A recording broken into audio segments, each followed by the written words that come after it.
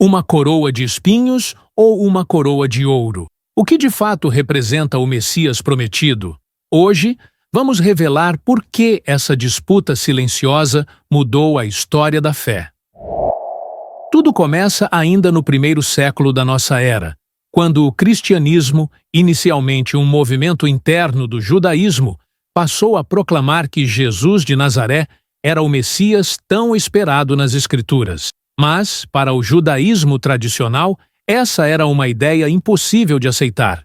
A expectativa era de um Messias que restaurasse Israel com poder e glória visíveis, não de um homem crucificado pelos romanos. Essa diferença fundamental deu início a um processo de separação que moldaria não apenas religiões, mas também culturas e civilizações inteiras. Hoje, vamos examinar como essa disputa sobre a identidade do Messias virou uma verdadeira guerra invisível. No centro da fé cristã está a convicção de que Jesus cumpriu as profecias messiânicas através do sofrimento e da morte na cruz. A base dessa interpretação está, principalmente, em textos como Isaías 53, onde se descreve um servo sofredor, rejeitado e transpassado pelas transgressões de seu povo. Para os primeiros cristãos, a crucificação não foi um fracasso, mas sim a vitória suprema. O Messias assumiu os pecados da humanidade e, com seu sacrifício, reconciliou os homens com Deus.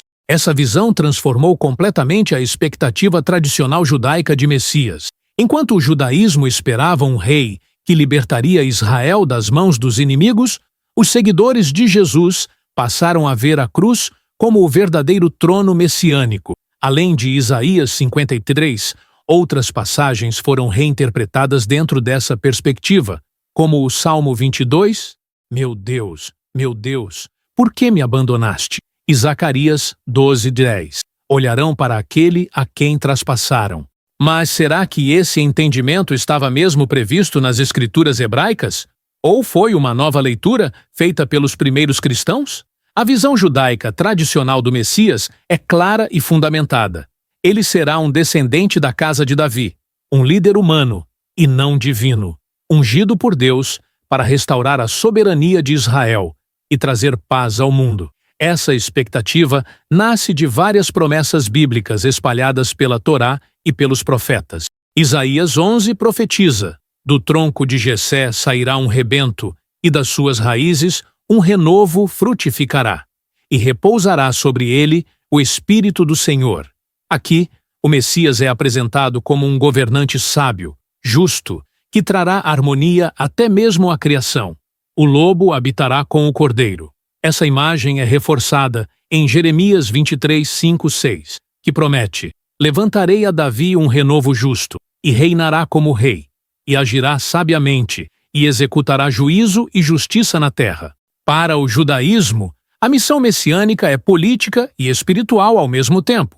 Reunir os judeus dispersos no exílio, reconstruir o templo em Jerusalém, estabelecer uma era de paz mundial, onde espadas serão transformadas em arados, Isaías 2:4, e garantir que todos os povos reconheçam o Deus único. A morte de Jesus, aos olhos do judaísmo, foi a ruptura mais radical dessas expectativas. Um Messias que morre antes de cumprir sua missão não poderia ser, dentro dessa lógica, o Messias prometido.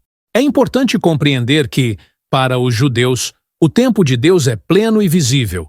Não há necessidade de uma segunda vinda para completar a obra. O Messias verdadeiro, segundo essa visão, cumprirá todas as profecias de uma vez só, de maneira inconfundível, transformando a realidade histórica e espiritual. Esse entendimento é preservado até hoje no judaísmo ortodoxo, conservador e mesmo reformista, ainda que com variações de interpretação sobre como o Messias surgirá. Até hoje, nas orações diárias judaicas, como a Amidá, há pedidos explícitos pela vinda do renovo de Davi e pela reconstrução de Jerusalém. Isso mostra que, enquanto para os cristãos o Messias já veio e aguarda apenas sua revelação final, para os judeus a esperança messiânica é uma expectativa viva e contínua. Se a promessa era tão clara, o que teria levado parte dos judeus do primeiro século a reconhecer em Jesus o Messias, enquanto a maioria permaneceu esperando outro. O primeiro século da nossa era foi um dos momentos mais tumultuados da história judaica. O povo judeu vivia sob o jugo do Império Romano, e as esperanças messiânicas estavam no auge. Movimentos de resistência se multiplicavam, e a expectativa de um libertador enviado por Deus era quase palpável nas ruas de Jerusalém. Nesse cenário de tensão política e religiosa, surge Jesus de Nazaré. Inicialmente, sua mensagem é recebida como a de um rabino carismático, um mestre entre tantos outros. Mas, à medida que sua popularidade cresce e seus milagres são divulgados, surgem entre alguns grupos a convicção de que ele poderia ser o Messias. A divisão começa aqui. Para seus seguidores, especialmente após a ressurreição, conforme eles testemunham, Jesus não apenas cumpriu as profecias messiânicas, mas inaugurou um novo tempo. O reino de Deus havia começado, ainda que de forma invisível. Mas, para a maioria do judaísmo da época, isso era inadmissível. Primeiro, porque Jesus não derrotou os opressores romanos. Segundo, porque o sofrimento e a morte eram vistas como sinais de fracasso, não de vitória messiânica. E terceiro, porque suas interpretações das Escrituras, especialmente sobre o servo sofredor, pareciam uma reinterpretação ousada, fora da tradição. O que agravou a ruptura? A destruição do Templo de Jerusalém em 70 pelos romanos foi um marco definitivo. Sem o templo, o centro da vida judaica se desfez. Nesse caos, o cristianismo, que já se organizava como um movimento separado, encontrou espaço para se diferenciar ainda mais. Enquanto o judaísmo rabínico se reconstruiu em torno da Torá, da sinagoga e do estudo, o cristianismo se expandiu pelo mundo greco-romano, levando consigo a mensagem de que o Messias já havia vindo, e que ele não era apenas o rei de Israel, mas o salvador de toda a humanidade. Essa transformação, que inicialmente parecia um debate interno, acabou gerando duas religiões distintas. Para os cristãos, a cruz se tornou símbolo de redenção. Para os judeus, era o lembrete doloroso de um falso Messias e de perseguições futuras. Os manuscritos do Mar Morto, descobertos em Qumran, mostram como as expectativas messiânicas eram intensas e diversas na época, com alguns grupos até mesmo esperando dois Messias, um rei e um sacerdote. Isso mostra que o clima espiritual era de urgência e esperança, mas também de confusão e conflito. Se a separação começou como uma questão de interpretação, como ela se transformou em séculos de conflito aberto? A separação inicial entre cristãos e judeus, que no começo era uma questão de disputa teológica sobre a identidade do Messias, rapidamente se aprofundou em todos os níveis: religioso, cultural e político. No segundo e terceiro séculos, a consolidação das doutrinas cristãs e a reestruturação do judaísmo rabínico criaram dois mundos irreconciliáveis.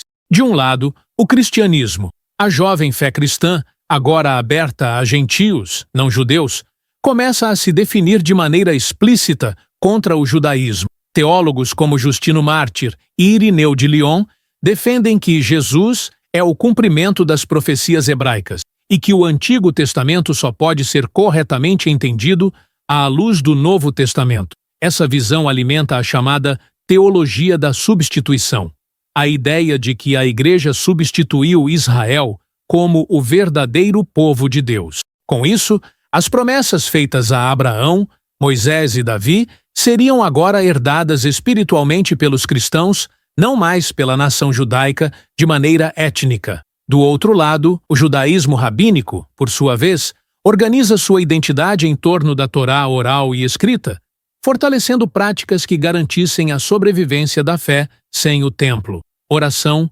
estudo e observância rigorosa da lei. Para os sábios judaicos, a emergência do cristianismo era vista como uma distorção perigosa da revelação divina.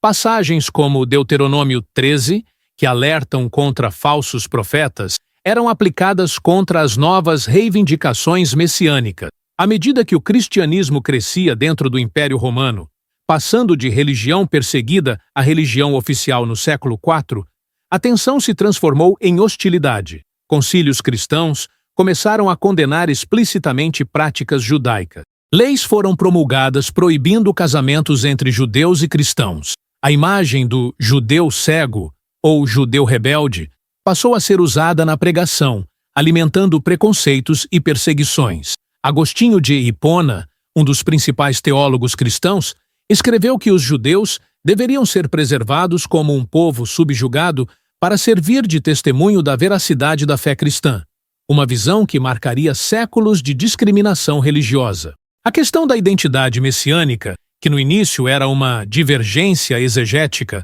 tornou-se a raiz de diferenças doutrinárias intransponíveis. Para os cristãos, Jesus é o Cristo, o ungido, o centro da fé, Deus encarnado. Para os judeus, a crença em um Messias crucificado é uma contradição irreconciliável com a expectativa bíblica. Essa divisão não apenas moldou religiões distintas, mas influenciou também a formação de civilizações, impérios e mentalidades. Depois de tantos séculos de separação e conflito, haveria ainda esperança de diálogo e reconciliação? Hoje, 2 milênios após as primeiras divergências, a separação entre cristianismo e judaísmo continua, mas assume formas muito mais complexas do que no passado. Do lado cristão, especialmente a partir do século XX, surgiram movimentos de revisão teológica. Após os horrores do Holocausto, líderes e estudiosos cristãos passaram a reconhecer que séculos de antijudaísmo teológico haviam alimentado tragédias humanas. Documentos como a Nostra Aetate, 1965, do Concílio Vaticano II, marcaram uma virada histórica. O reconhecimento de que o povo judeu permanece amado por Deus e que a responsabilidade pela morte de Jesus não recai sobre todos os judeus. Igrejas protestantes históricas também começaram a reavaliar seus ensinamentos sobre o judaísmo, promovendo o respeito mútuo e o diálogo interreligioso. Do lado judaico, muitos pensadores reconhecem que há no cristianismo uma profunda admiração pelas escrituras hebraicas e um desejo sincero de entender as raízes da fé. O diálogo interreligioso floresceu especialmente em comunidades acadêmicas, centros culturais e iniciativas interconfessionais. Mas o abismo ainda é grande. Para o judaísmo, aceitar Jesus como Messias ainda é visto como uma ruptura intransponível com a identidade de Israel. Da mesma forma, para o cristianismo, a fé na missão redentora de Cristo é inegociável. O que mudou, principalmente, foi o tom da conversa. Antes marcada por acusações e conflitos, hoje há espaços de escuta, respeito e estudo conjunto das Escrituras. Eventos como encontros judaico-cristãos e diálogos interreligiosos demonstram que, mesmo em meio às diferenças teológicas profundas, é possível construir pontes de entendimento e cooperação. Diversas universidades e institutos de teologia, tanto cristãos quanto judaicos, oferecem cursos conjuntos sobre as raízes comuns da fé bíblica, algo impensável até poucas décadas atrás. Apesar disso, o tema do Messias continua a ser o ponto mais sensível e difícil de qualquer diálogo. Enquanto o judaísmo espera um Messias futuro, concreto e triunfante, o cristianismo proclama que o Messias já veio, ainda que seu reino esteja em processo de revelação. Essa diferença, ao mesmo tempo que nos separa, também nos convida a uma reflexão mais profunda sobre a fé, a esperança e a promessa de Deus. Diante de tudo isso, surge uma pergunta inevitável. O Messias ainda é uma promessa por cumprir? Ou já é uma realidade invisível no meio de nós? Como você entende essas profecias hoje? Será que a visão judaica e a visão cristã podem, algum dia, se encontrar?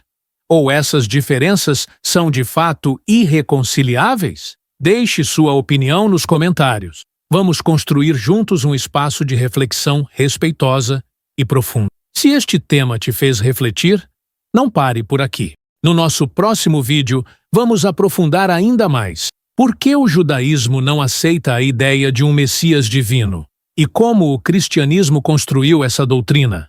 Clique no vídeo recomendado aqui na tela para continuar sua jornada de entendimento. Até o próximo vídeo. Que a busca sincera pela verdade continue nos guiando.